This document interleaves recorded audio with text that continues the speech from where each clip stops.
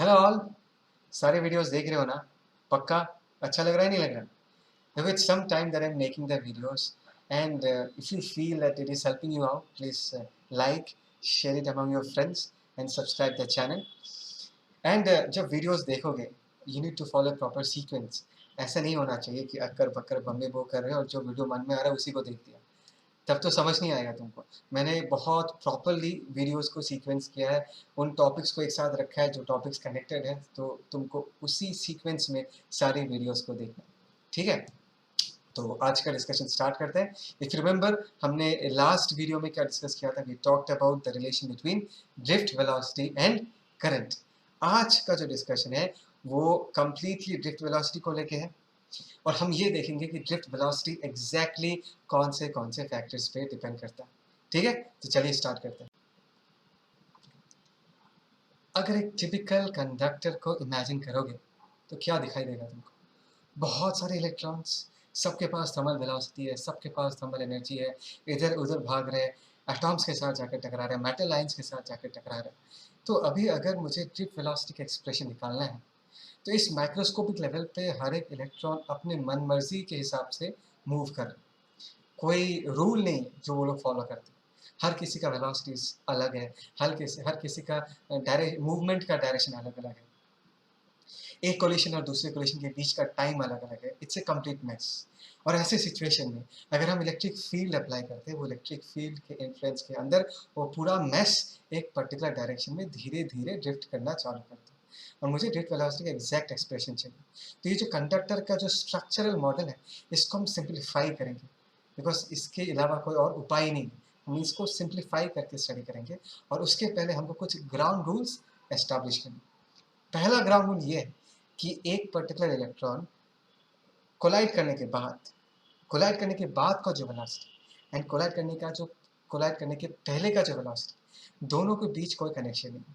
Collide करने के बाद उस पर्टिकुलर इलेक्ट्रॉन का वेलोसिटी बदल जाता है, उसका डायरेक्शन बदल जाता है। अगर मैं सारे इलेक्ट्रॉन्स को कंसिडर करूँ, कोलिशंस के बाद सबका वेलोसिटीज रैंडमली ओरिएंटेड है, सबका डायरेक्शन अलग अलग है, सबका वेलोसिटीज भी क्या होगा? अलग अलग होगा। ये समझना है। We shall assume all the velocities of the electrons after their collisions will be random, both in magnitude as well as direction. Is that clear? Secondly, एक बात समझो, एक इलेक्ट्रॉन पहला बार कोलाइड करता है, फिर जाके दूसरे बार जाके और एक के साथ कोलाइड करता है। So there is some time between two consecutive collisions, and you need to understand this time will be different for different electrons, because सबका इनिशियल वेलोसिटीज अलग अलग है, सबका जो डिस्टेंस कवर्ड होगा किसी भी दो एटम्स के बीच वो भी अलग अलग होगा। So the time taken between two consecutive collisions also will be different. इसको भी हम क्या कर लेंगे? एवरेज डाउन कर देंगे, और ये मानेंगे let us say that tau be the average time between two consecutive collisions. क्या बोला मैंने? Let us say tau be the average time between two consecutive collisions, ठीक है? तो सबसे पहला question to all of you is that, जब इस कंडक्टर के थ्रू एक इलेक्ट्रॉन फ्लो करता है, देखो मैंने एक टिपिकल सा पिक्चर बना के रखा है, दो पॉजिटिव आयंस दिख रहा है, उसके बीच में ग्रीन कलर का इलेक्ट्रॉन ट्रैवल कर रहा है, and there is an electric field along the length of the conductor. उस इलेक्ट्रॉन पे इलेक्ट्रिक फील्ड के कारण एक फोर्स लगेगा, और उस फोर्स के कारण it will be accelerated. So can you tell me the expression for acceleration? A का वैल्यू कितना होगा? So in this case a vector is equal to what? Force vector divided by what? Mass. ये हो गया acceleration. Force की जगह हम लोग क्या पुट कर सकते हैं? साइन के साथ चार्ज का वैल्यू पुट करते हैं, minus e into e vector divided by what? M. So ये जो है, this is the expression for acceleration. छोटा e capital E by m, that means this is a case of constant acceleration. और मैं ये कह सकता हूँ कि पहला कोलिशन और दूसरे कोलिशन के बीच जब ये इलेक्ट्रॉन ट्रैवल करता है, it moves under constant acceleration. Is that clear? तो ऐसे सिचुएशन में अगर मैं तुमको पूछूं what will be the velocity of electron at a time t, तो तुम कौन सा एक्सप्रेशन यूज करोगे? Yes because the acceleration is constant, we can use the expression v equal to u plus at. So let us say we use that expression. Let us say v is the velocity after t time, that is equal to initial velocity हमने v naught vector मान लिया। तुमको पता है v naught vector क्या है? v naught vector is the velocity immediately after the first collision. पहला collision के बाद जो वेलोसिटी है वो वेलोसिटी v नॉट वेक्टर है, प्लस एक्सीलरेशन की जगह that is minus E capital E vector divided by m, ये हो गया acceleration into t. So this is the typical expression of velocity of an electron after T time. But एक बात को समझो, ये जो v है, that is velocity of the electron after t time, it will be different for different electrons. सबका initial velocities अलग होगा, सबका time taken between two consecutive collisions भी क्या होगा, अलग अलग होगा. तो अभी अगर मुझे इस पूरे सिचुएशन को जनरलाइज करके स्टडी करना है, बताना है, तो मैं इस पूरे एक्सप्रेशन को एवरेज डाउन करूंगा. मतलब मैं एवरेज वैल्यूज निकाल के स्टडी करूंगा. ठीक है, तो एवरेज वैल्यू निकालने के लिए हम हर एक एक्सप्रेशन का एवरेज वैल्यू निकालते हैं. हम इसका भी एवरेज निकालेंगे, वी नॉट का भी एवरेज निकालेंगे, ये जो a इंटू टी है, एक्सेलरेशन इंटू टाइम, इसका भी एवरेज निकालेंगे. और ये देखिए, ये जो मैंने ब्रैकेट दिया है just to indicate the fact कि अभी हम इस एक्सप्रेशन का एवरेज वैल्यू लिखेंगे. सो नेक्स्ट स्टेप में v वेक्टर एवरेज वेलोसिटी सबका अलग अलग है, बट हम क्या मानते हैं कि सारे इलेक्ट्रॉन्स धीरे धीरे धीमे धीमे जेट वेलोसिटी से ट्रैवल करता है. तो इसके जगह हम क्या लिख सकते हैं, वी डी वेक्टर लिख सकते हैं. अभी ये v naught vector क्या है? v naught vector are the velocities of the electrons after the first collision and they are completely random both in magnitude and direction. तो इन सारे v naught vectors का अगर एवरेज निकालोगे as because they are randomly arranged, उसका resultant क्या आएगा, zero ही आएगा. मैं पहले भी बता चुका हूँ. Is that clear? छोटा e capital E by M, this are all constants. इसमें एवरेज लगाने का कोई मतलब नहीं बनता. This is divided by M. Average लगेगा तो किस पे लगेगा, टी पे लगेगा. एवरेज टी पे क्यों लगेगा, because this is the average time between collisions. Sorry, this is a time between collisions and this will be different for different electrons. तो इस पे एवरेज लगाऊंगा, तो इसके जगह हम लोग क्या लिख देंगे, टाउ लिख देंगे. But tau is average time between two consecutive collisions, मैंने पहले से ही बता के रखा है. तो फाइनली जो ये ड्रिफ्ट वेलोसिटी का एक्सप्रेशन आएगा, that is V D vector that is equal to minus e capital E vector divided by M into tau. So this is a very important expression for drift velocity in this case. और ये expression याद रखना बहुत ज़रूरी है, because आगे जाके बहुत यूज़ में आएगा. और ध्यान से देखो ड्रिफ्ट वेलोसिटी का डायरेक्शन किस तरफ है. ड्रिफ्ट वेलोसिटी का जो डायरेक्शन है that is opposite to the direction of electric field, and that is obvious because we're dealing with electrons and electrons will always move opposite to the direction of electric field. तो इस expression को हमेशा याद रखना है. Is that clear? You always need to remember this expression. Drift velocity पता चल गया. अभी फटाफट करंट का भी एक्सप्रेशन, नहीं एक्चुअली करंट का एक्सप्रेशन नहीं है. अभी मैं तुमको और एक चीज़ एस्टैब्लिश करके बताऊंगा जो मैंने तुमको पहले सिर्फ लॉजिकली एक्सप्लेन किया था. आज उसी चीज़ को हम एस्टैब्लिश करेंगे. So have patience and stay tuned. Now we know that current I का एक्सप्रेशन क्या है, that is I equal to N E A V D. We all know this, right? And current I is also equal to what, potential difference by resistance. Okay, यहाँ पर हम क्या लिख देंगे, that is NEAVD. What is potential difference? Can anyone tell me what is potential difference? That is the work done by electric field. That is E into L लिख सकते हैं. And resistance की जगह rho into L, और ऊपर हम क्या लिख सकते हैं, A लिख सकते हैं. Exactly. और यहाँ पर हम क्या लिख सकते हैं, N था पहले से, E था, A था, और हमने जो VD निकाला है, VD की जगह हम सिर्फ इसका मैग्नीट्यूड पुट करेंगे. मैग्नीट्यूड हम क्या पुट कर सकते हैं in this case, that is छोटा e capital E tau divided by what. ठीक है, अभी देखते हैं क्या क्या कैंसिल आउट हो जाएगा. Let's see. Electric field cancel out हो जाएगा. इसको पहले कैंसिल आउट करते हैं. दिस इज ई, ये कैंसिल आउट हो जा रहा है. उसके बाद कौन कैंसिल आउट होगा, एरिया कैंसिल आउट हो जाएगा. बढ़िया है. लेंथ कैंसिल आउट हो जाएगा. Okay fine. तो let us see expression finally क्या आएगा. यहाँ पर बचेगा तुम्हारा 1/ρ and that is equal to, यहाँ पर क्या बचा, that is N E square. दिख रहा है, that is tau divided by m. यहाँ पर हम रो की जगह क्या लिख सकते हैं, रो की जगह लिख सकते हैं that is m divided by n e square tau. Is that clear? M divided by n e square tau, and this is something which I have been telling you people for a very long time कि resistivity जो है वो conductor का property है. वो conductor किस material से बना उस पर डिपेंड करता है. और आज ये फॉर्मूला फिर से उसी पॉइंट को ही जस्टिफाई कर रहा है, बिकॉज अगर हम रेजिस्टिविटी के एक्सप्रेशन को देखें, that depends on mass of the electron, that depends on number of charges per unit volume, जो कि कंडक्टर का प्रॉपर्टी है. Tau that is the average time between collisions. That means resistivity conductor के किस material से conductor को बनाया गया है उस पर डिपेंड करता है, ना कि तुमने कितना पोटेंशियल डिफरेंस अप्लाई किया है, ना कि कितना तुमने इलेक्ट्रिक फील्ड अप्लाई किया है. It is an intrinsic property. Is that clear? Okay. अभी एक बात को समझो.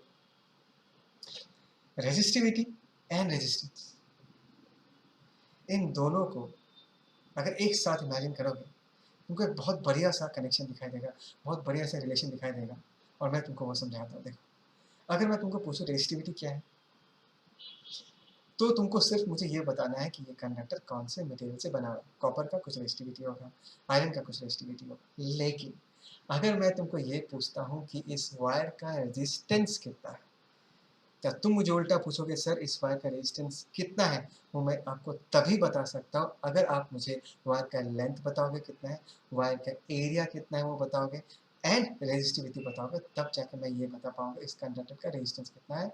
इसका मतलब है कि रेजिस्टेंस कंडक्टर की शेप एंड साइज पे डिपेंड करता है, लेकिन रेजिस्टिविटी सिर्फ कंडक्टर कौन से सब्सटेंस से बना हुआ है उस पर डिपेंड करता है। Exactly like density and mass, right? Because we all know density is a property of the substance. पानी का डेंसिटी अलग, मर्क्यूरी का डेंसिटी अलग, कॉपर का डेंसिटी अलग। अगर तुम मुझे पूछोगे सर इस कॉपर ब्लॉक का मास कितना है, मैं तुमको बता पाऊंगा? मुझे तुमको पहले इन्फॉर्मेशन देना पड़ेगा कि कॉपर ब्लॉक का वॉल्यूम कितना है, कॉपर वॉल्यूम का ब्लॉक का लेंथ कितना है, ब्रेथ कितना, हाइट कितना है, एज वेल एज डेंसिटी। अगर लेंथ ब्रेथ हाइट बदल जाएगा तो मास भी बदल जाएगा। लेकिन कॉपर का बड़ा ब्लॉक हो छोटा ब्लॉक हो, लेकिन कॉपर ब्लॉक का डेंसिटी वो तो सेम ही रहेगा। सिमिलरली कंडक्टिंग वायर कितना लंबा है कितना छोटा है उस पर डिपेंड नहीं करता, रेजिस्टिविटी का वैल्यू उस पर डिपेंड नहीं करता। रेजिस्टिविटी डिपेंड करता है कि इस कंडक्टिंग वायर को तुमने किस सब्सटेंस से बनाया है। समझ में आया? So resistivity is a property of the substance, resistance is a property of the material of the object, density is a property of the substance, whereas mass is a property of the object. ये बात समझ में आया? Okay fine. अभी ना तुम्हें एक काम छोटा सी चीज़ में बता के रखता हूँ, कभी कभी काम नहीं आता। We know that J is equal to what sigma ही, अभी जस्ट नाउ याद आया। तो सिग्मा को हम क्या लिख सकते हैं, 1/ρ लिख सकते हैं, और 1/ρ की जगह हम लोग ये लिख सकते हैं जिसके that is N E square is tau divided by what N. एक मिनट, ये कभी कभी ना पागल हो जाते हैं मेरे जैसा। So this is the expression for jet J. J क्या है, जे इज करंट डेंसिटी। ठीक है, ऐसे ही बता कर रख रहा हूँ, कभी कभी काम में आ सकता है। तो इसको पॉज करो, इसको लिखो जितना कुछ मैंने बताया, ठीक है। एनसीईआरटी की बुक में इस पर्टिकुलर ड्रिफ्ट स्पीड के टॉपिक के बाद कुछ ऐसे ज़बरदस्त क्वेश्चंस हैं that we should discuss them. The first question, let's see the first question जो तुम्हारे स्क्रीन में आ चुका है। The electron drift speed is estimated to be only a few millimeter per second, right? हमने क्वेश्चंस भी किया था कि नॉर्मली 1 मिलीमीटर पर सेकंड होता है ड्रिफ्ट स्पीड का value for currents in the range of a few amperes. How then is current established almost the instant a circuit is closed? मैं इस क्वेश्चन को और थोड़ा तोड़ के समझाता हूँ। हमने सब ने देखा कि हम जब घर में स्विच ऑन करते हैं तो बल्ब इंस्टेंटली ग्लो करता है, बट हमको ये पता है कि जब इलेक्ट्रॉन्स मूव करते हैं वो लोग बहुत धीरे धीरे मूव करते हैं, ड्रिफ्ट स्पीड बहुत कम होता है। सो हाउ कम चार्जेस उस बल्ब तक इंस्टेंटली पहुंच जाता है? How come is this possible? देखो, सबसे पहले ये समझो कि कभी जब हम किसी सर्किट को ऑन करते हैं, जब हम स्विच ऑन करते हैं तब सबसे पहले पोटेंशियल डिफरेंस एस्टैब्लिश होता है, इलेक्ट्रिक फील्ड लाइंस कंडक्टर के अलॉन्ग एस्टैब्लिश होते हैं। एंड याद रखना, ये जो इलेक्ट्रिक फील्ड लाइंस एस्टैब्लिश होते हैं दे travel with the speed of light. जो इलेक्ट्रिक फील्ड लाइन एस्टैब्लिश होता है, बात समझ आया? अभी इस सिचुएशन को ना मैं तुमको और एक सिचुएशन के साथ कंपेयर करके दिखाऊंगा। सोचो ये जो पाइप दिख रहा है, दिस इज अ पाइप, और इसके अंदर मैंने मार्बल्स डाल के रखे। अभी खुद बताओ, अभी अगर मैं पहले वाले मार्बल को हिट करता हूँ तो ये वाला मार्बल निकल के आएगा? आएगा ही नहीं आएगा, और इंस्टेंटली निकल के आएगा। बात समझ में आ रहा है मैं क्या कह रहा हूँ? तो कंडक्टर के अंदर भी ऐसा ही कुछ होता है। लेट्स से इस एंड में स्विच है, जस्ट एक रॉ डायग्राम है, just to make you people understand. और सोचो इस एंड में हमने बल्ब लगा के रखा, तो स्विच ऑन करने के साथ साथ क्या होगा, स्विच ऑन करने के साथ साथ इस पूरे कंडक्टर के across electric field line instantly establish हो। इलेक्ट्रिक फील्ड एस्टैब्लिश होने के साथ साथ इस बल्ब के पास जो ये वाला इलेक्ट्रॉन है, ये सबसे पहले बल्ब के अंदर चला जाता है और बल्ब ग्लो कर जाता है। हाँ, ये जो इलेक्ट्रॉन है, इस इलेक्ट्रॉन को इस एंड तक पहुँचते पहुँचते बहुत टाइम लगता है, लेकिन बल्ब जो जलता है वो इस इलेक्ट्रॉन के लिए नहीं जलता। बल्ब के इमीडिएट विसिनिटी में जो ग्रुप ऑफ चार्जेस है वो बल्ब के अंदर घुसता है, इंस्टेंटली बल्ब ग्लो कर जाता है। पक्का समझ में आया? चल नेक्स्ट क्वेश्चन देखते, ठीक है? बहुत सही क्वेश्चन है। ऐसे कुछ 4-5 क्वेश्चंस हैं, उसको एक बार अच्छे से डिस्कस करेंगे. Okay, let's see the next question. The electron drift arises due to the force experienced by electrons in the electric field inside the conductor. But force should cause acceleration. Why then do the electrons acquire a steady average drift speed? मतलब मैं समझाता हूँ, मैंने ये बताया भी है इस वीडियो में कि जब हम किसी कंडक्टर के थ्रू इलेक्ट्रिक फील्ड पास करते हैं तो इलेक्ट्रॉन्स पे फोर्स लगता है. फोर्स लगने के कारण वो लोग एक्सेलरेट करते हैं. That means the velocity should increase. But जब हम ड्रिफ्ट स्पीड निकालते हैं वो तो एक कांस्टेंट स्पीड निकालता है. ऐसा क्यों? देखो, सबसे पहले ये समझो कि even though the charges are being accelerated, हमने एवरेज स्पीड निकाला और एवरेज स्पीड तो कांस्टेंट निकलना ही है, बिकॉज एवरेज निकाला है तुमने.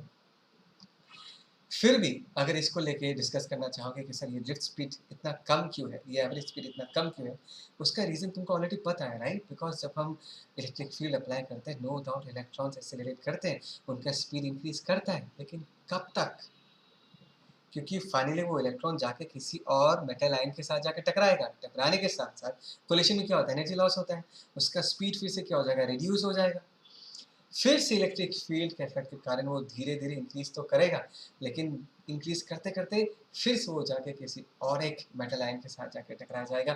फिर से उसका स्पीड डिक्रीज हो जाएगा, बहुत कम हो जाएगा. तो इस पूरे प्रोसेस का अगर हम एवरेज निकालते हैं ना, तो वो स्पीड बहुत कम निकलता है.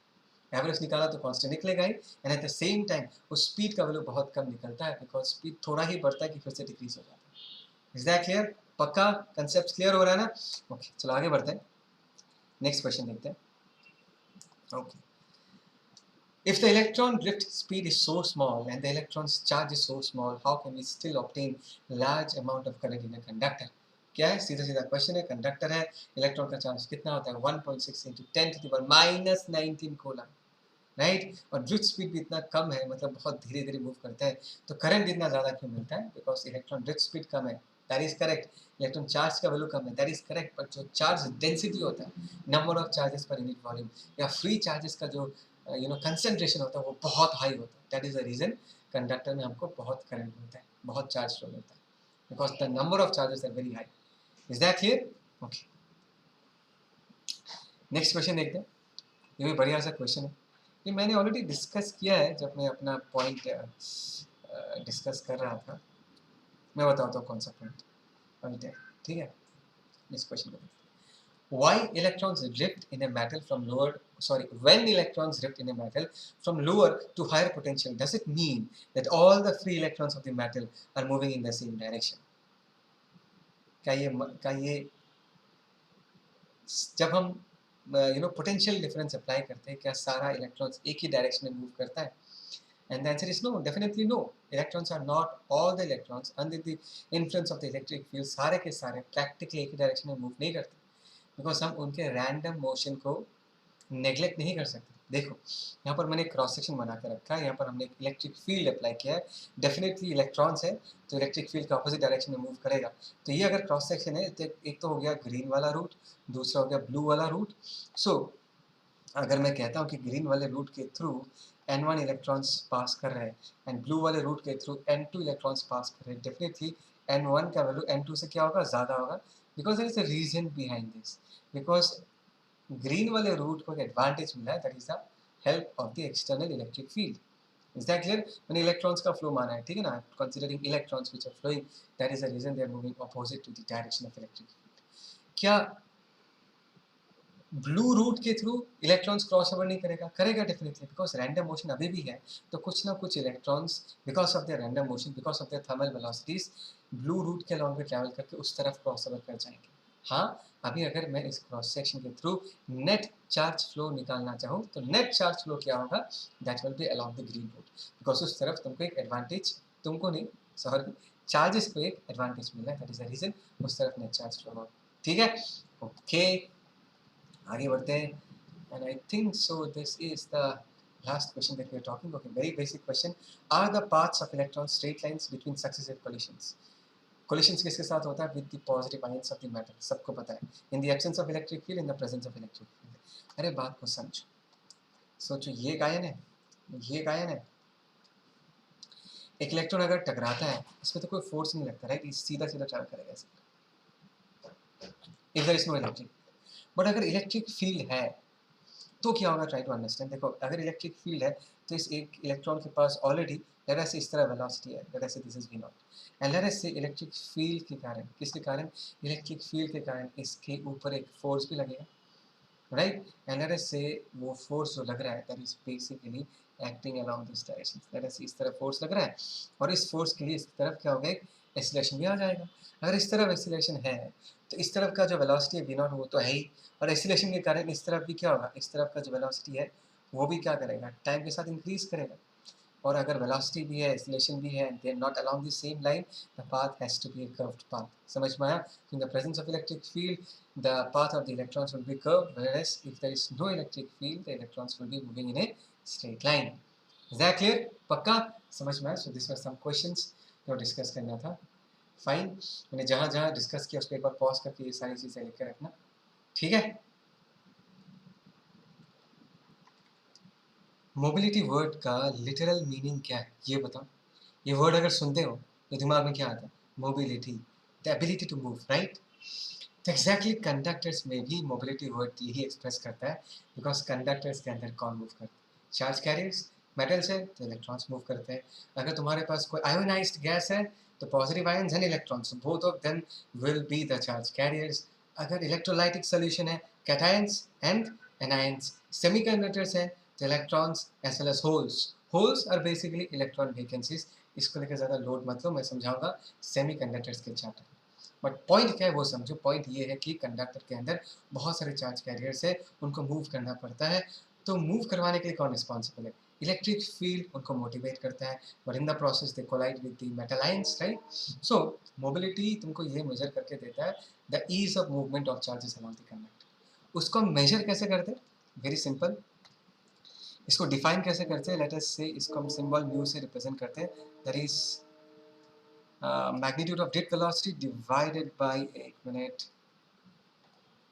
magnitude of electricity drift velocity divided by electric field। that means इसको अगर मैं बोलना चाहूँ तो कैसे बोलूँगा, mobility is nothing but drift velocity per unit electric field, drift velocity per unit electric field, ठीक है। अब drift velocity का एक्सप्रेशन हमको क्या मिला था, magnitude wise E capital E tau by M, ठीक है। नीचे ई पहले से है तो ये इसको कैंसिल आउट कर देगा और ये कितना बचेगा, that is E tau by M, ठीक है। So this is the expression for mobility. इसका अगर ऐसा यूनिट पूछोगे तो क्या होगा, ये तो आराम से निकाल सकते हो, that is metre square by volt into second होता है, दिस इज द ऐसा यूनिट, ठीक है। सो ये एक छोटा सा कंसेप्ट था जो बताना था मोबिलिटी का, and here we complete this video. हमने बहुत अच्छे तरीके से ये देखा कि ड्रिफ्ट वेलोसिटी एक्चुअली कौन से पैरामीटर्स में डिपेंड करता है, कुछ अच्छे क्वेश्चंस को लेकर हमने डिस्कस किया, and finally we end up with mobility. So यही क्लोज करते हैं, पढ़ते रहो, कोई भी डाउट से please feel free to comment, let's meet soon, ठीक है।